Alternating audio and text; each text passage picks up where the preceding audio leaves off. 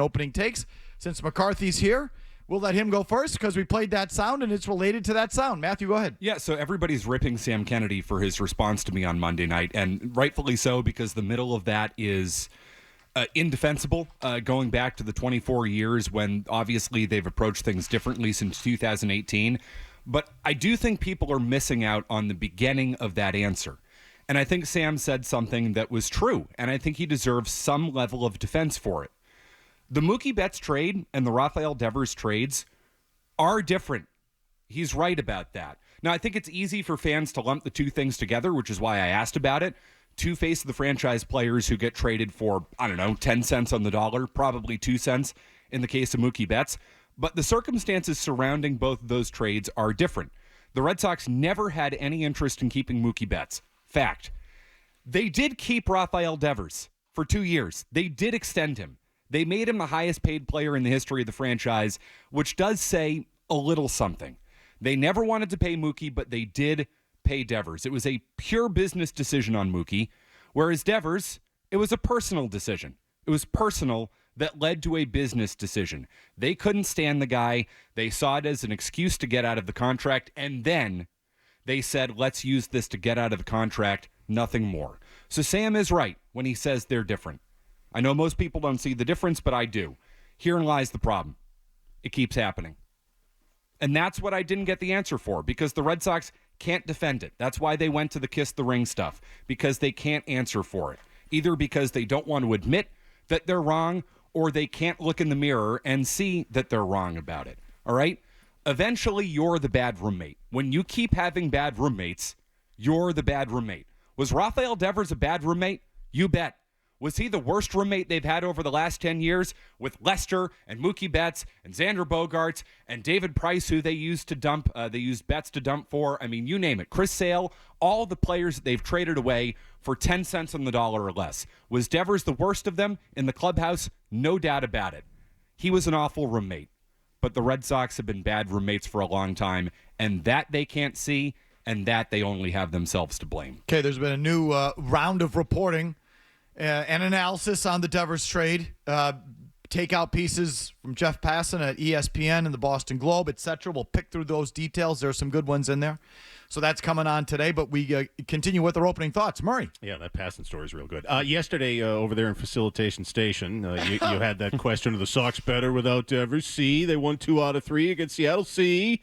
Yesterday, I might have been a little wishy-washy, pointed to the fact during the hot streak that they mostly had Devers. That got ignored, I felt like. So let me definitively say, no, they're not better without him in the lineup. Is he a puke? Is he the worst kind of pro? Yes, I'm ultimately kind of glad he's gone. But Devers being gone does not make the Red Sox better.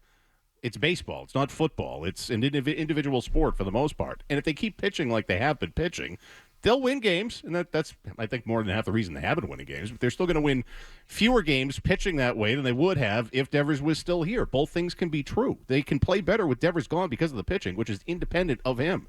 What position he plays and what his attitude is doesn't affect the pitching. Fact. So it's just not sustainable to win games without offense. And the effect of Devers being gone to this lineup, I think it's substantial. It's going to show up. It's already kind of shown up, but it hasn't affected them because they pitched well. And so I think opposing pitchers now have no one to worry about. And the other thing is, back in March, robo-nerd Craig Breslow said he didn't want to bring Roman Anthony and Marcelo Meyer to the majors because he didn't want to put pressure on them to be saviors of the team. Well, now that Devers is gone, guess what, stupid? Bregman's injured, Cass is injured, Campbell demoted to AAA. The offense can't score. How long before Roman Anthony and Marcelo Meyer start to feel the pressure of carrying the team, which is what the nerd didn't want to have happen? You kind of brought this on yourself if those guys end up going to the toilet like Campbell did. Okay, it's going to be a lot of Devers today, both, again, because it's been a big, eventful week. There's some fresh reporting and insights that we can get into. And, oh, by the way, Sox are playing at San Francisco tonight. When does the lineup card come out? Is there any reporting on who will be manning first base for the San Francisco Giants? Yeah, generally 3 to 4 hours before the game, so we don't know yet. 15 start, we probably won't know till like 6. Okay, has Melvin or anyone out there spoken about what they're going to do? Not to my understanding. Okay, so I'm waiting for that. We're all waiting for that. Again, that'll be the bulk of the discussion. We will do a couple breakup topics today. We can hit on the NBA So this is my opening take. I'm just telling you, I'll have a take for you on the NBA and how I continue to be unimpressed by what's supposed to be the next great dynasty in the NBA in OKC, and the nature of the NBA playoffs.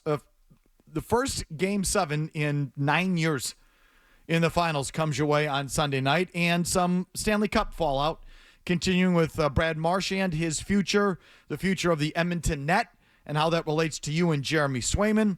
All that is coming up, and you can weigh in on whatever you want because it's agenda-free. So you call us on whatever you want. We'll just follow your lead. 617-779-0985. Calls in the opening segment, as promised. Dave in Weymouth. Go ahead, Dave. So I got a conspiracy theory for you, Felger. I know a couple years ago, when they signed Devers, the feeling was they didn't really want to do it. It was public pressure. Do you think the plan was always to trade Devers as soon as the kids got called up? I bet, plan is strong, but I don't think they liked the contract the second they signed it. And I bet they've said to themselves, we'll be lucky if we get out of this before we have to take it to the end. So that's loose. Doesn't it now seem more? But believe me, I don't think they didn't want to sign the contract. They didn't like it the second that he signed it. As he continued to act like a pill, I'm sure they liked it less. And I'm sure the feeling in there was, if we can get out of this, we're going to get out of it. Go ahead. Doesn't it feel like now that the way it played out and how much they hated it, it was really a reactionary signing? Like, a lot of it was provoked by John Henry getting booed at the Winter Classic that year. And there's a lot of reporting on that with Passan today, talking about, members of the front office not wanting to sign Rafael Devers, but it was more of an ownership level decision. Understanding that the fan base was walking away from the franchise, rightfully so, after the Betts thing, after the Bogarts thing.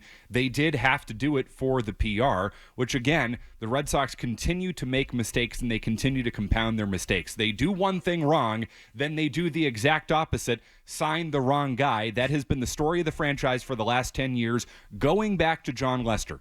You don't sign Lester, you sign David Price. I mean, it's just, and they've been doing that for a decade now.